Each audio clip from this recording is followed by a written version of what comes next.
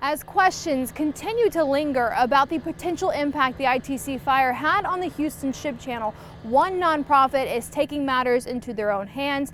The Galveston Bay Foundation is finding out once and for all what is in this water. Anything that ends up in the ship channel is ending up in the bay. It's their lack of confidence in the cleanup. We're also hearing reports of a lot of that runoff coming over and under the boom. That's led them to today. We've been trying to get more information on the type of testing that's been happening, and we have not been able to understand what's happening at all. With their boat in the water and masks on, they're sailing out to search for answers. So we're testing for a suite of chemicals that will help us better understand how this fire and the resultant cleanup might be impacting the environment in a way that could have short and long-term impacts on ourselves. The Galveston Bay Foundation is teaming up with the Environmental Defense Fund and Texas A&M students to do testing. Things like the benzene, the toluene, the naphtha, all the volatile organic aromatics that were burned off in those tanks and things like that. Up and down the channel. We are still in a tidally influenced area,